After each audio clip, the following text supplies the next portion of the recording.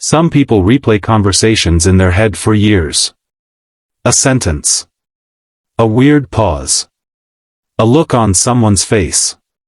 And suddenly it's 2 a.m., and their mind is reliving a moment everyone else forgot long ago. Not because they're dramatic, but because something inside them never felt safe enough to let it go. That's the painful thing about overthinkers. Conversations don't end when people walk away. They continue inside their head. Maybe you know this feeling. You're trying to sleep, and your brain suddenly reminds you of something embarrassing you said years ago. Now your chest feels heavy again. You replay the moment. What they said. What you said. What you should have said instead. And the more you think about it, the worse it feels. Overthinkers do this constantly. Not because they enjoy suffering, but because their brain believes, if I analyze it enough, maybe I can stop it from happening again. It's protection. Just a painful kind. Most overthinkers became this way after spending years around unpredictable people. Maybe they grew up around criticism, sudden anger, cold behavior, or relationships where one wrong sentence caused conflict. So their brain adapted. Watch carefully. Read every tone. Notice every small change. Prepare for rejection before it happens. Eventually, their mind stopped feeling peaceful. It became a survival system. That's why overthinkers ask themselves questions like, did I sound weird? Maybe I talked too much. What if they secretly hate me now? To other people, it sounds irrational. But to them, it feels completely real. Because emotionally sensitive people notice things others miss. A short reply. A fake smile. A delayed text. Their brain catches everything. The problem is, it treats every small detail like danger. So instead of enjoying conversations, they monitor themselves during them.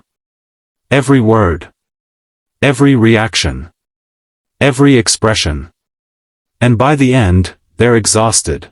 Pause for a second and think about this. How many conversations are you still carrying, simply because you never got closure? No explanation. No reassurance. Just silence. And silence is dangerous for an overthinking mind. Because silence creates questions. Maybe they're mad at me. Maybe I embarrassed myself. Maybe I ruined everything. So the brain keeps replaying the memory, trying to solve something that may never have had an answer. But here's the truth most overthinkers don't realize. Most people are not replaying your mistakes the way you are. They moved on. Meanwhile, you built an emotional prison around one awkward moment. And maybe the real problem was never the conversation itself. Maybe it was the fear of rejection hiding underneath it. Because when someone becomes afraid of being disliked, even tiny social moments start feeling life-threatening.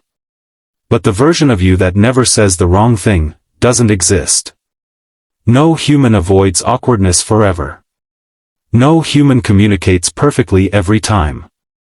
And maybe healing starts the moment you stop treating every uncomfortable interaction like proof that something is wrong with you.